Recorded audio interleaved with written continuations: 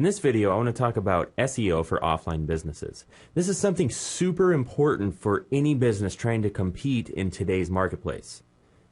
And SEO is basically just search engine optimization. That's what it means. And what the definition is anything you do to get your site to show up in search engines. So anytime you go to Google, you can do things to have your site show up when people search for certain words or phrases that relate to your business. Even if you're an offline business with no sort of web services offered or anything, a web presence is still very important for you to be able to survive in today's world because so many things are based around the internet. So it only makes sense that your business would need to have a presence there as well. And the main search engine you want to focus on, because it gets so much of the search engine traffic, is Google. And they get about 90% of all search engine traffic in the world. That is a huge number, and that's why you mainly want to focus on them. And if you do well there, you'll probably do well in other search engines like Yahoo, Bing, and everything else. But don't really focus on them just because they're not the biggest one. Google gets most of the traffic, so if you had to focus all your efforts in one place to get the most bang for your buck, that's where you should focus. Ranking high in Google can get you tons of new leads, and leads from places you might not have thought of. And as I mentioned before, this is very important to being relevant in today's marketplace because so many people are online searching for things. Because as more and more people are on the internet searching for things, it becomes more important that they find you there too. Otherwise, they're not going to find you because people aren't just going out to, brick and mortar stores like they used to. They're looking for things online first, and then they go to the places that they find online. And if you're not online, you're kind of just really missing a huge portion of potential sales and customers and whatever it may be because of the fact that you're not online. So you definitely need to be there. And the way to get noticed online is through SEO. So let me take you over to Google and show you what exactly I'm talking about. So here we are at Google. So if you typed in something like hardware store, basically this is what comes up. And everything in the yellow on the top and over here on the right-hand side are paid ads. And that's something you can definitely look into if you want to take your SEO and online marketing efforts to the next level. But what we're talking about are all of these results right here. These are all organic search results. So that means they show up there by themselves just by what's on their website. So as you can see, I searched for hardware store and Ace Hardware came up first, True Value came up second, and then all of these Google Places listings right here. And these correspond to this map right over here. This is another very important thing that you want to have in your online arsenal. You want to make sure that your business is listed over here and all the contact info is listed there. So it makes it easy for people to find things they're searching for when they're searching for something that your business offers. So the object is always obviously to rank as high as you can in the search engines, but a lot of times it can be hard and it can seem pretty daunting. But I'm just going to show you a few simple tips that you can use in order to at least have a fighting chance. So if you have a website already, you might already have done some of this, but if you don't have a website or it's not optimized, here are the things that you want to concentrate on. Number one is keywords. And keywords are words that you pick that have to do with your business.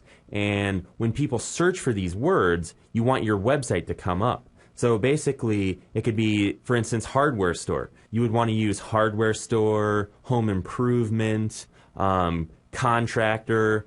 You just want to get into the mind of your customer and think, okay, if they were sitting down at the computer, what would they search to find my business?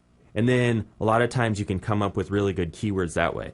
So for instance, if you were looking for a plumber, you could maybe use keywords like plumbing leak, leaky pipes, clogged toilet, just things that have to do with what that business does. And then you would use those keywords in order to optimize your website. And once you have those keywords, you would use those in the on-page SEO efforts. And that's anything that you do on the web page itself to get it to rank in Google. And that's things like structuring everything on your site to make it Google friendly. So you want to make sure everything's laid out in a nice, organized manner and that you provide easy ways for Google to index your site. And that's when they send out these robotic programs that go to your website and quote unquote crawl it in order to find out what kind of content is on there, how many pages there are, and everything like that. There's ways that you can structure all that so when the bots do come to your site and they crawl it, it's easy for them to report back to Google to get it to rank. The next thing you want to pay attention to is content. And what kind of content does your site have on it? Is it relevant to the keywords that you're using? Let's use the plumber example again. Say for instance I had a website, but all the content on there was about home improvement and there was hardly anything on there about plumbing or a clogged toilet or whatever the keywords I mentioned before were. Basically, that wouldn't be relevant to the keywords I was going for, and I would either need to choose new keywords or start structuring the content geared towards those keywords and having to do with clogged toilets, leaky pipes, or plumbing repair, whatever it may be. You just want to use those keywords in the content that you have on your site, so when the bots see the content you have there, they'll be like, oh, well, the keywords that he's trying to rank for and that are in his site match and are relevant to each other, so this is a good site. And finally, does the content you have on your site offer value to people visiting it?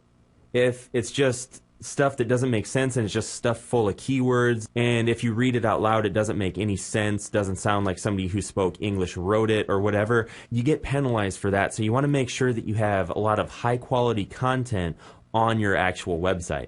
And that could be anything from articles about how to do common household repairs if you're a plumber, or it could be an article on how to unclog the kitchen sink. And then when somebody from Google goes to your website and sees all this valuable content that people can actually use to better themselves or better their situation, they'll rank you higher. The next thing in our SEO efforts are relevant backlinks to your website. And basically what a backlink is it's a link from somebody else's website back to your site. And these are very important to ranking well in the search engines because Google thinks, well, if people are linking back to this guy's site so much, he must have really good content on there. And that's the way that you get a lot of backlinks to your site, is you offer great content that people want to link to. I know that sounds like common sense, but it needs to be mentioned. So there's a lot of really covert ways in order to get backlinks to your site. Some are way more covert than you even want to get into, but just make sure you have really good content on there. And another thing you could do is put videos on YouTube and link those back to your website. And then you could also create Facebook, Twitter, LinkedIn, and other social media accounts to link back to your main site from your profile. Another note on YouTube is it's a really good method to get a lot of really good backlinks because it's the #2 search engine used behind Google. So there's a lot of people on YouTube. For instance, again, if you're a plumber, that's a really good way to get a lot of views on your video. Make a video how to install a water heater, and the next time you're installing one of those, just film the whole process. It doesn't have to be a really good video, just show people what to do so they could do it. And I know that sounds like, well, I don't want to give away all my trade secrets, but chances are people aren't going to do this anyway, but they're going to find your business through that video because they're going to want to pay you to do it instead of screwing something up themselves.